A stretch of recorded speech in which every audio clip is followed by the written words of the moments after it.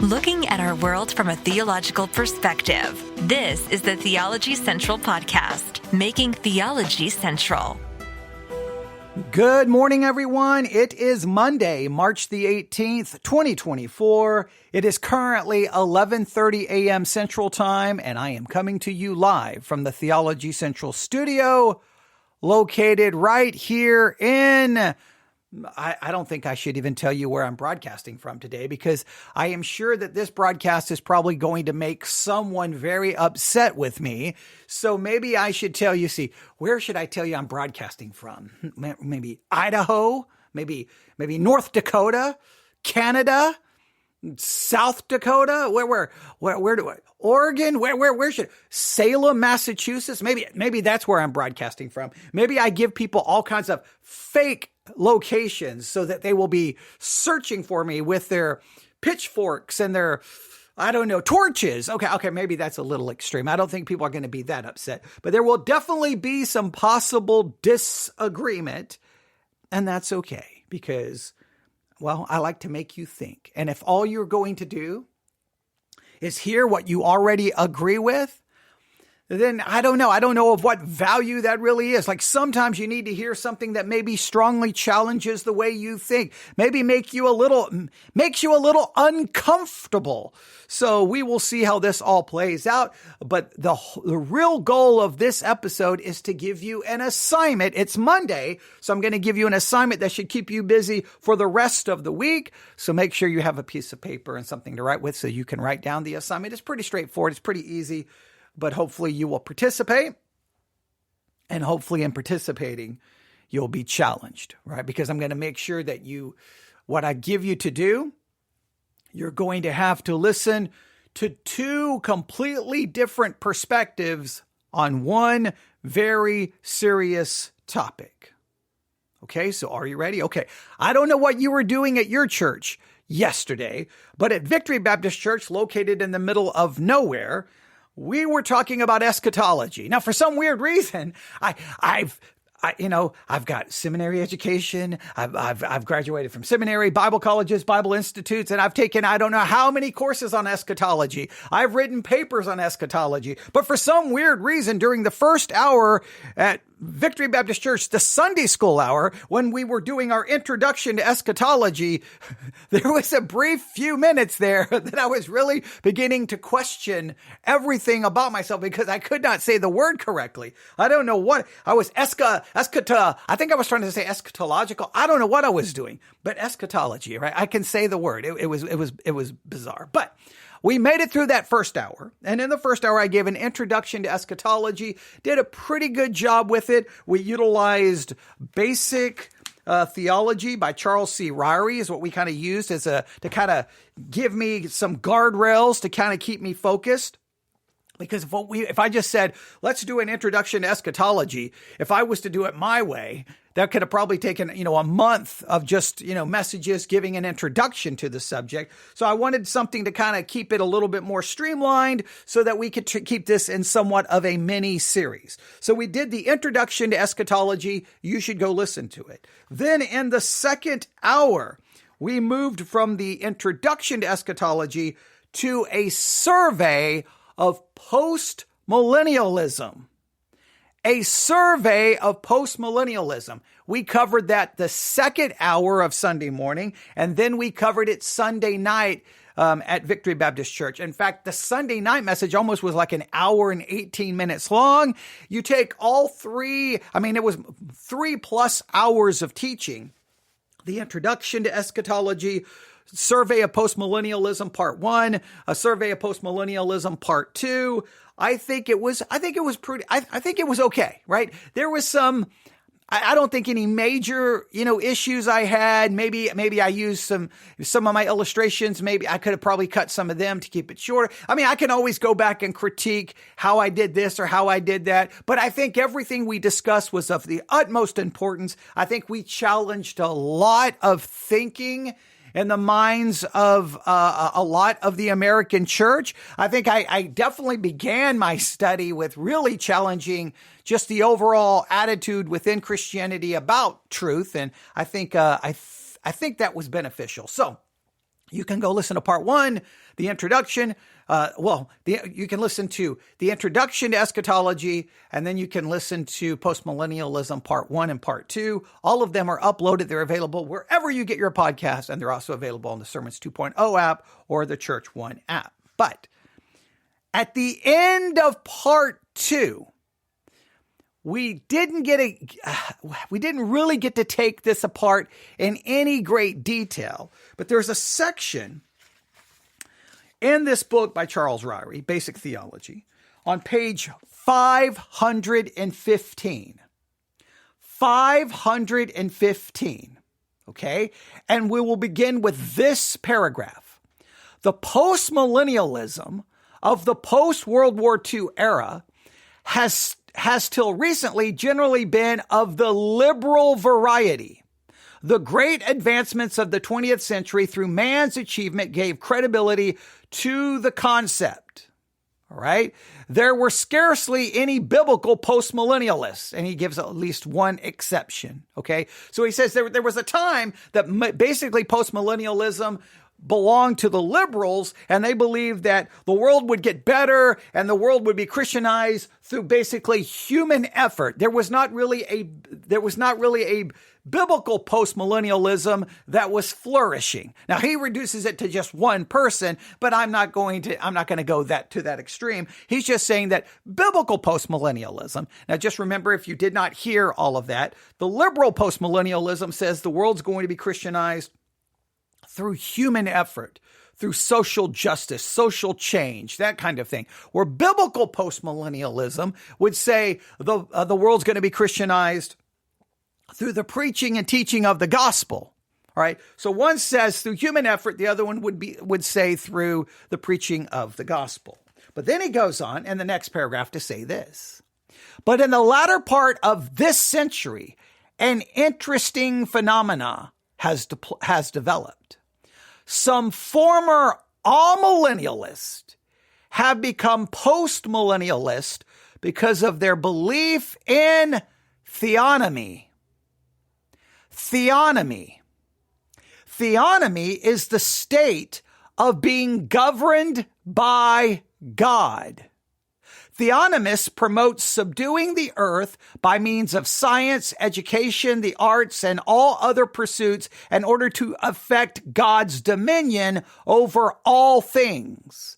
For some, this means imposing the law of the Old Testament on life today, not only in moral matters, but also in governmental, financial, and other areas.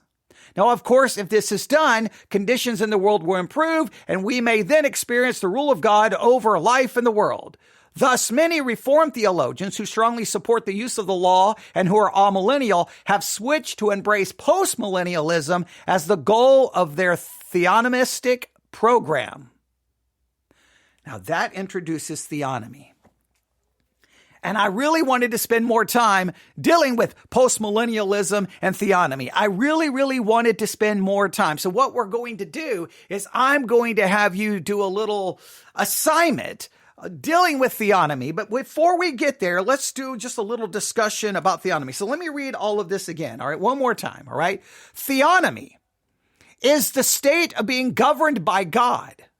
Theonomists promote subduing the earth by means of science, education, the arts, and all other pursuits in order to effect God's dominion over all things. For some, this means imposing the law of the Old Testament on life today, not only in moral matters, but also in governmental, financial, and other areas. Now, I'm going to make it very clear. I'm going to be very transparent. I 1,000% reject theonomy in any shape or form. I reject postmillennialism in any shape or form. I have no tolerance for either, really. I maybe a biblical postmillennialist, maybe we could have some, but when you bring in any concept dealing with theonomy, we are so not in the same universe. We're not even in the same, we're definitely not in the same religion. Okay. There's something completely radically different about our approaches and understanding of Christianity. I reject it completely. So this is what I want to do. I'm going to give you two words First, I want you to just think about theonomy and theocracy. Theonomy and theocracy. I'm going to try to give you a little bit of information about both, but we're really going to focus on theonomy. That's where the focus is going to be, and you're going to be given an assignment. So let's just do a little bit of just discussion here about theonomy and theocracy, right? Sounds like a good idea. Okay, I know it's a good idea. It's a great idea. Okay, are you ready? Here we go. Theonomy and theocracy are two related concepts, often discussed in the context of government and religious beliefs. Here is a brief explanation for each, theonomy and theocracy. Theonomy. Theonomy is a concept that refers to the idea of society being governed by divine law. And a theonomic system, laws are believed to be derived directly from religious text or teachings such as the Bible and are seen as the ultimate authority for governance. So theonomy is the concept that refers to the idea of society being governed by divine law. So in other words, hey, as Christians, we want God's law to be the basis of ruling everything and everyone. We're going to do everything according to the Bible. Now, that's great when you are in power. If you're the Christians and you are in power, wonderful. But the second you're not. Now, it's wonderful for you if you're a Christian. Well, it's kind of wonderful. You got to be the right kind of Christian, because under a theonomy type system, a theonomistic type system, well, then you may start punishing people for false teaching. You may start punishing people for so-called heresy. So if you're not the right kind of Christian, oh, well, that could be really, really bad for you. You could get punished. Look, I've stated this so many times. Whenever you merge the church and the government together, people are going to start dying. That is what's going to happen. So if you're the right kind of Christian, who agrees with the people who are in charge of the theonomistic type governmental system, then you're probably going to be okay. But if you're not the right kind of Christian, or if you're not a Christian, things are about to go really, really, really bad for you. And it works great as long as you're in power. But then the minute, say, the Muslims take power, or the Catholics take power, or anybody else, well, then they're going to take their religion, they're going to make this the law of the land, and then you're going to be punished. I think that's just a ridiculous way to live. How about we keep the church and the state separate, and then that the church gets to do what the church is called to do, which is preach, teach, and disciple, pray, fast, the Lord's Supper, baptism. That's what we're called to do, and the government does what it's supposed to do. But no, we want to merge these. So in theonomy, the concept is that refers to the idea of society being governed by divine law. Again, whose divine law? Well, Christians will say our divine law, and Muslims will say our divine law, and Mormons will say our divine law, and Catholics will say our divine law, and then Satanists will say their divine law. Okay, yeah, you can see how that goes. And a theonomic system, laws are believed to be derived directly from religious text or teachings such as the Bible and are seen as the ultimate authority for governance. Theonomists argue that civil law should align and be based on religious principles, and that adherence to divine law is necessary for a just and moral society. Theonomy is often associated with Christian Reconstructionism, a theological and political movement that advocates for the application of biblical principles to all areas of life, including politics and government. I don't believe Jesus never called his disciples to take over the government, to rule the government. He just said, go, preach, teach. He told them what to do. And then there was a clear call in the New Testament to submit to that government. And then when you say, but no. Remember that one time when they said, hey, they forbid them to preach in the name of Jesus. And they said, who are we going to obey, God and men? Remember, the people they were not obeying were the religious leaders telling them not to preach in the name of Jesus. Right? So we could get into a whole discussion about that. But there is theonomy. Now, theocracy. Theocracy is a form of government in which religious leaders or institutions hold political power, and religious law is the basis for governance.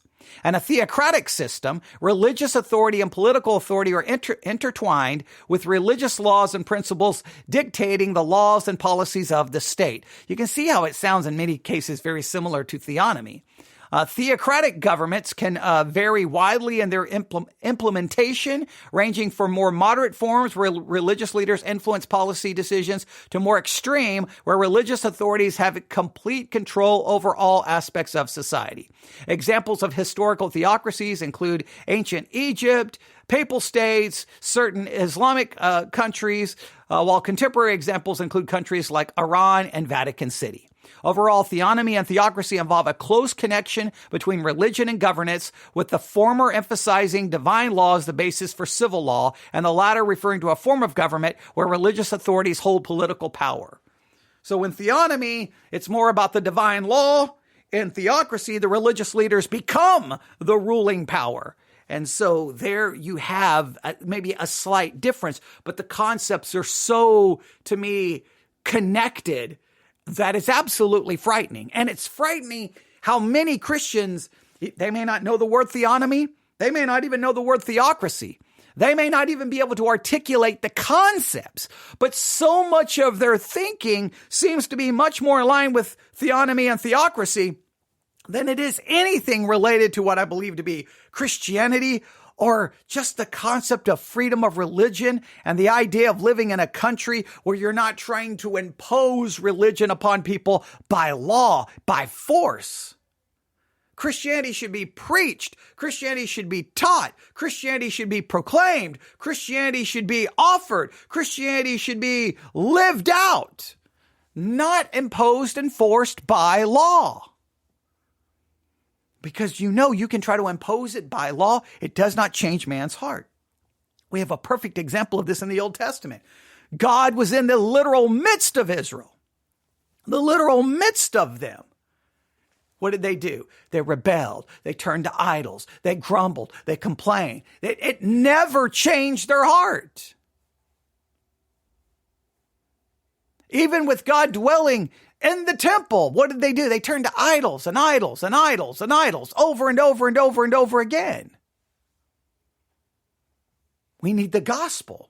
We don't need law imposed upon anyone. We can't keep the law. No one can ultimately keep God's law. So, very important concepts. Now, the reason I wanted to focus on theonomy and theocracy because someone sent me this picture, this kind of drawing. It's a drawing. And what I want you to do, if you go to theologycentral.net right now, theologycentral.net, and go to the blog section, theologycentral.net, go to the blog section, you're going to see an entry for March the 18th, 2024, and I've labeled it Theocracy. All right? Theocracy. Because that was the name. Well, that's the name right there in the bottom of the drawing. Theocracy. Now, on this drawing, it's these steps. And there's three men walking down the steps. There are three men walking down the steps. The people in the drawing are MacArthur at the top, Doug Wilson in the middle, and R.J. Rushdoony, I think is how you say his name, at the bottom. So at the top, you have MacArthur, then you have Doug Wilson, and then you have R.J. Rushdoony. And they're walking down the steps. Each step is labeled something. And basically, it's like we start at the top, the first step at the top is Christianity.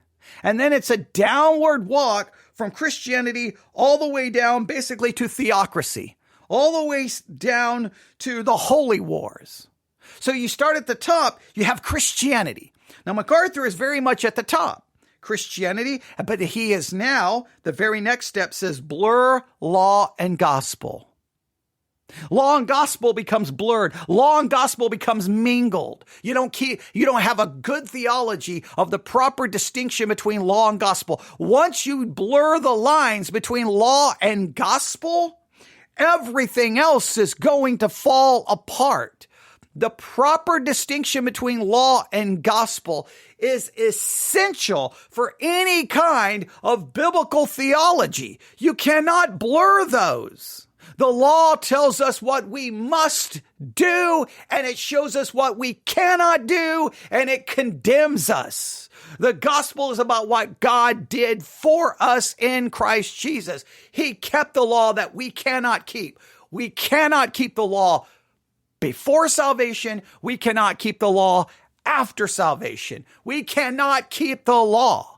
The law does not save. The law condemns. The law shows you your need for salvation. It is Christ who does. And how are we saved? Not by being given the ability to keep the law. We're being saved even though we can't keep the law. We're being saved by an imputed righteousness, not an infused righteousness. We're being saved because of the active and passive obedience of Christ being imputed to our account. His law keeping for us. But once that begins to, you begin to blur the lines, law and gospel, they become commingled. They become merged. They begin to infect one another. You got to keep them distinct. So they have MacArthur right there at the top of the stairwell. Again, go look at it. Go to theologycentral.net. Now, why? Because I believe MacArthur blurs the line between law and gospel with his lordship salvation. You begin to blur the lines. That's going to lay the foundation. Well, then what happens after? What's the next step down? So the top step is Christianity. The next step down is blur law and gospel. The next step down is civil government should enforce Christian values. Oh, now we've got this idea. Okay, we need the government to enforce Christian values. We need the government to promote the 10 Commandments. We need the government schools to promote prayer. We need the government schools to teach the Bible. We need the government to do this. And oh, wait, Christians don't like this and Christians don't like that. And the government needs to ban this, silence this, do this. Well, oh, you've seen that plenty of time within Christianity. I've seen that my entire life. So the top step is Christianity. Then you blur the distinction between law and gospel. Now you have civil government should enforce Christian values. Next, Christians should control government. Christians should control government. Now, why do you want Christians to control government? Not because Christians will demonstrate a government that is full of compassion and mercy and love and integrity and truthfulness. No, you want Christians to control the government so that they can impose Christianity upon the unregenerate. That is exactly what happens. So the top step is Christianity. You blur law and gospel. The next step down, civil government should enforce Christian values. Next, we need Christians to control government, not so that the government will be one of compassion and mercy and love and empathy and sympathy and mercy and great. No. So that we can impose Christianity. Well, then the next step down is then you destroy the separation between church and state. You no longer call for the distinction or the separation between church and state. You want to blur those lines. And what you want to do is blur the lines so that Christianity becomes prominent. And you want Christians want the rights that we want to deny other people. We want to put a nativity scene in a building, but we don't want the Satanists to do so. We want prayer in the public school, but we only want it to be the Christian prayer, not an Islamic prayer. We want a Bible club in the school, but not a Satan club. And then all of a sudden we blur this, but it's the blurring, the separation of church and state so that the church now can take some form of prominence. The next step down, you begin to oppose democracy. Oh, you're never going to say you oppose democracy, but it's going to become more and more clear in the way you talk and the way you discuss, because you're going to not want a government by the people for the people. You're going to want the government by the church for the church at the expense of anybody else. Then the next step down is capital crimes dictated by the law of Moses. Now you want the law of Moses to come in to start punishing people. Then you want the divine authority of our leaders. Now you start, taking your leaders and elevating them almost to a position of some form of divine authority. And then, you end up with holy wars. And then you've reached theocracy. You start Christianity as the top step, and when you finally are done walking down the stairwell, you've reached theocracy. We cannot take one step down that stairwell. We must remain at the top where it says Christianity and turn and walk the other direction. That's not the stairwell we walk down. We don't want to take one step on. We don't want to blur. And it starts with law and gospel. You cannot blur law and gospel. Go look at the picture for yourself. theologycentral.net. Look at the blog section. Look at this. ladies and gentlemen, we can't do that. We have to avoid that. We do not want theonomy. We do not want theocracy. We do not want either one of them. We do not want Christian nationalism. You can mix in Christian nationalism in this because Christian nationalism is very much connected. And no matter how much people want to deny it, it's very much connected with the ideology and the thinking of theonomy and theocracy. It's very much right there. So whether you call it theonomy, whether you call it theocracy, or whether you call it Christian nationalism, you can try to make some distinctions. You can play little games with language, but it's all the same thing. And it's not biblical Christianity. It is an evil ideology that is damaging, destroys the gospel, and has, who knows, innumerable unintended consequences. And this is all the political hijacking of the American church. Now, there are many who strongly support theonomy. There are many who they may not like the term Christian nationalism, but they support the overall ideology. So here's what we're going to do this week. For this entire week, for our Sermons 2.0 app sermon challenge, you're going to grab the Sermons 2.0 app. You're going to go to Discover. You're going to hit the search bar, and you're going to type in theonomy. You're going to type in theonomy. And what you're going to do as you look up, you're going to look at all the sermons for theonomy. And if you look them up, in fact, I've got it right here. I don't even know how many total is here. There are plenty on theonomy. All right. I mean, just the very first one, Thomas Paine, theonomy, and Gerald Gruff. The next, Christian nationalism defining theonomy. What's a living sacrifice subject to, with brief primers on two kingdoms. So that's a long title. I can't even see the whole title. Theonomy and natural law, a friendly critique of theonomy, theonomy, how to shape culture with biblical law, political theology, church and state, theonomy, and Mosaic judicial, the line's too long. Next, theonomy, theocracy, and Christian nationalism. There's just all kinds of things on these subjects. So here's what I want you to do. I want you to listen to 3 messages that are pro-theonomy. 3 that are pro. You may have to start listening, or at first you can just listen, 3 in a row. And then if it's all 3 are pro, great. But you want 3 pro-theonomy messages and 3 critiques, 3 opposition, 3 anti-theonomy messages. 3 pro, 3 anti. I want you to keep track. I want you to take good notes. All the pro-theonomy messages and all the anti-theonomy messages. Now, depending on who you listen to, you may be done and think that the theonomists present a far better argument than the non-theonomists. And that's perfectly okay to acknowledge, because that just goes to the talent and the skill of the speaker. Maybe necessarily, it doesn't prove truth of anything. Just some may prove the talent and the ability of said speakers. But I want you to do this. I want you to hear both sides. As much as I'm opposed to theonomy, as much as I'm opposed to theocracy, as much as I'm opposed to Christian nationalism, I still want you to hear both sides. I still want you to listen and struggle with both concepts. Now, my job today in this message is not to offer a full-blown critique. Now, I think if you go listen to our Introduction to Eschatology, Postmillennialism, Part 1 and Part 2, you'll hear plenty of my critiques of that way of thinking, that theocratic, Christian nationalist type approach to things. That entire ideology, the political hijacking of the American church, I am so opposed to it. And you will hear that. Here today, in this 29 minutes, my job wasn't not necessarily to critique them, more just to say, here's theonomy, here's theocracy. All right, you see the similarities? Maybe you can try to emphasize the difference. Okay, got it. All right. Then here's this, I think, amazing picture I want you to look at. Again, you go to theologycentral.net. There we have it. There's stairwell. Christianity is the top of the steps. It goes down. You see MacArthur at the top. You see the 3 men there. You see Doug Wilson and R.J. Rushtani, I think is how you say his name. And you can see all three individuals. If I'm mispronouncing his name, please forgive me.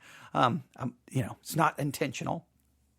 But I want you to look at that picture and just think long and hard about it. Because some of you may say, you may not even care about law and gospel, right? So that may not be a big deal to you. And then some of you may go, you know what? Civil government should enforce Christian values. You know what? Christians should control government. You know what? There shouldn't be a separation between church and state.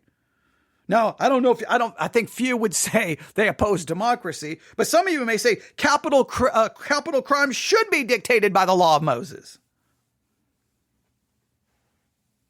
Some of you may already be on the verge of calling for a holy war. Some of you may already be embracing full-blown desire for theocracy.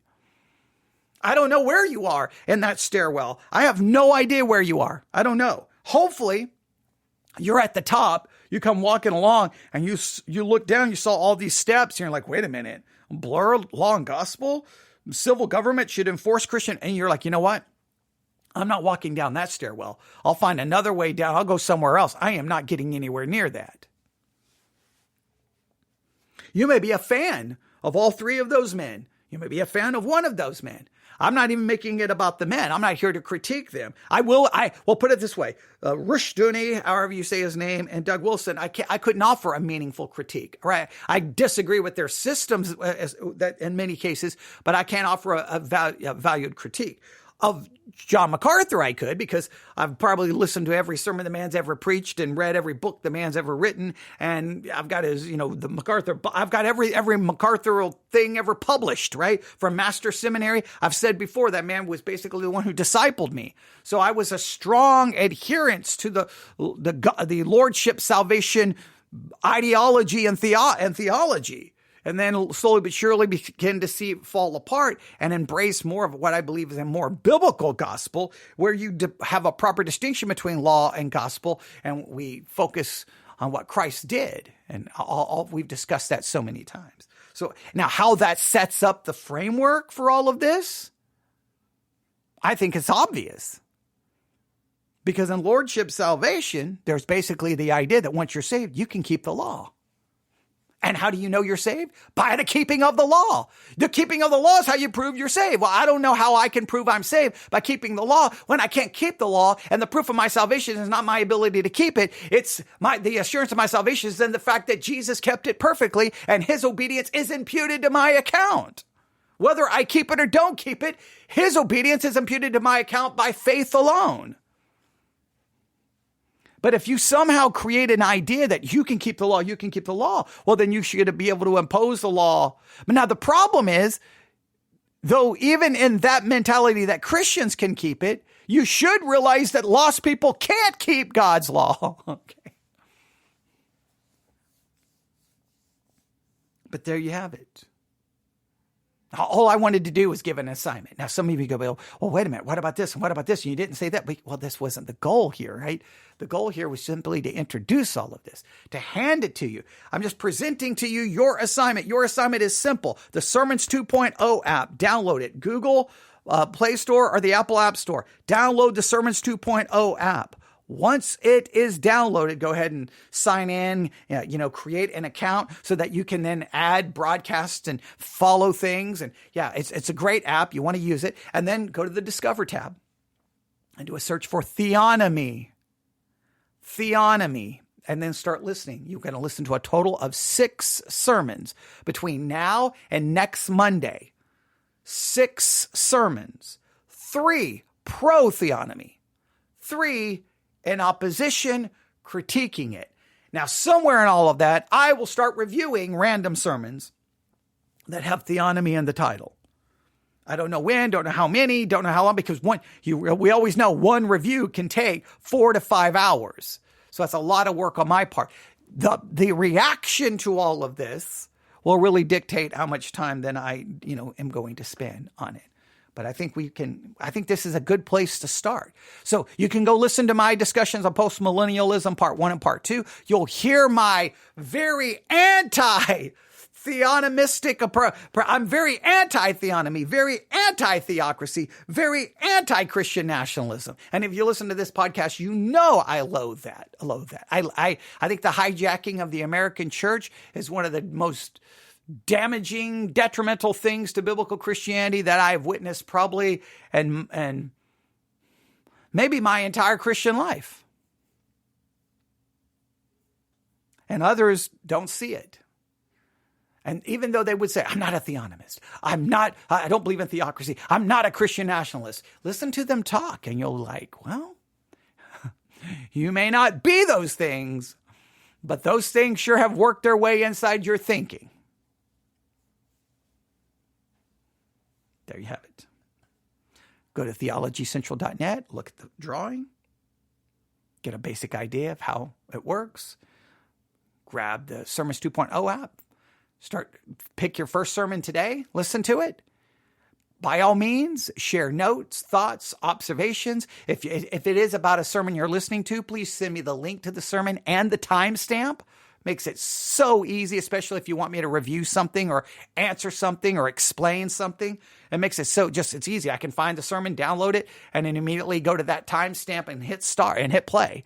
So, but email me, newsif@yahoo.com. That's newsif@yahoo.com. Theonomy, theocracy. They are very much interwoven. We'll focus on the word theonomy, but you could say theonomy is just what, it's the twin of theocracy. It's right there close to it. All right. So we're going to focus on theonomy. I hope you have a great week working on this. I hope it's challenging, but I hope by the end of the week you can say, man, I think I understand this better than I've ever understood the arguments for and the arguments against. Let me know how your week is going by emailing me, newsif@yahoo.com, newsif@yahoo.com, and we'll definitely do more discussing and talking about this as the week progresses. And hopefully we will all come out of this better off than we entered into this. Thank you for listening. Everyone have a great day. God bless.